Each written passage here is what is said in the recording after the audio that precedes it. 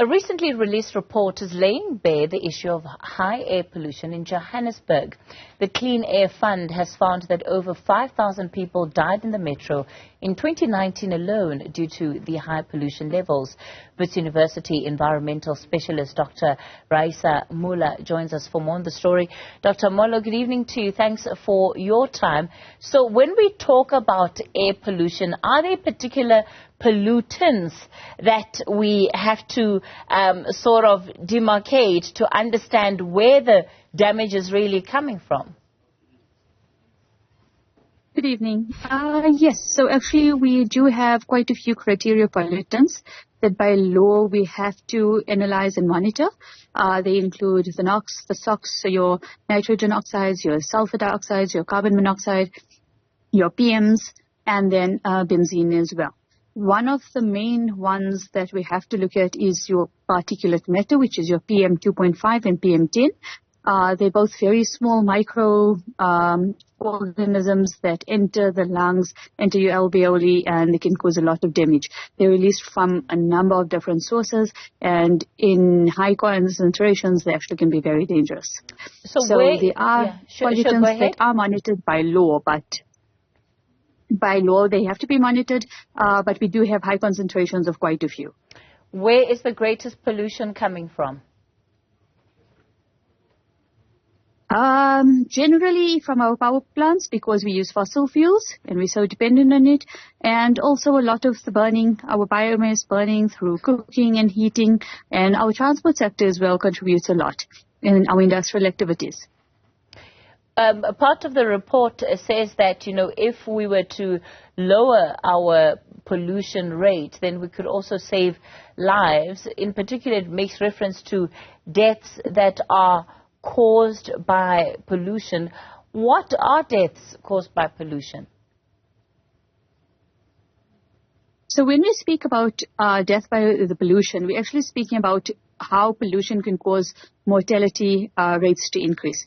So what generally happens is, because there's a high exposure to pollution and pollutants specifically that affect the health, our hazardous air pollutants or criteria air pollutants, they cause a number, or there's a very wide range of different illnesses that they can cause.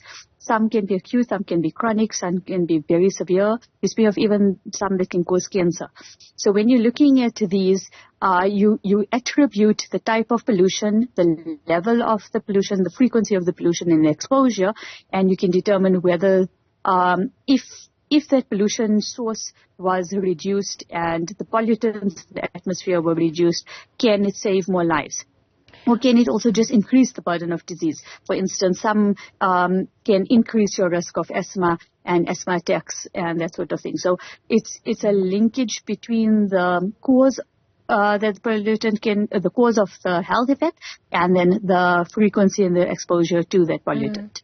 What kind of diseases are we talking about here? Because if we're looking at mining towns in particular, some of these cases are always easier to track down because of the kind of activity that's taking place. And so there's a particular disease profile that we know will be more prevalent in some areas, which is why we've seen the civil suits in the mining industry as well. But when it comes to a city like Johannesburg, yes, we've got mining, but we've got a lot of other industries. So what disease profile can we pin down to specifically being related to pollution?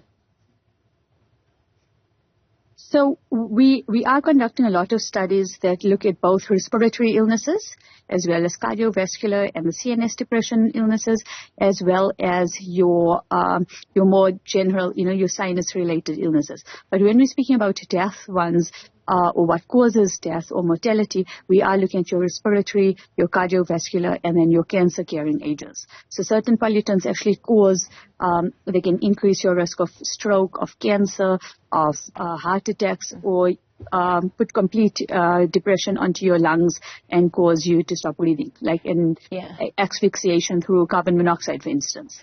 So again, Dr. Moolla, when I look at some of the diseases that you've mentioned, they also fall just under the general disease profile and the burden of disease that we're facing as a country. So what I want you to distinguish very clearly for me is that if I'm a resident in Johannesburg, at which point do I begin to say that the disease I'm suffering from is not as a result of my lifestyle, is not a result of any genetic predisposition, but is as a result of the fact that I live in a city that's highly polluted?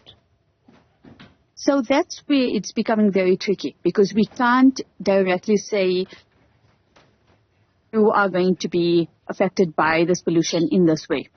But what we can say is that if we have proper monitoring sites and we notice that there are very high risk of specific pollutants that are known to carry, so for instance, benzene is a very good example. Benzene is a level 1 carcinogen, which means that if you're exposed to it over a certain time period, and there's very specific time periods, so 8 hourly for a year, you will develop leukemia, for instance. So when you have exposure to certain pollutants and you have a monitoring station that can attribute the pollution to a disease, that's when you can have these, linkages.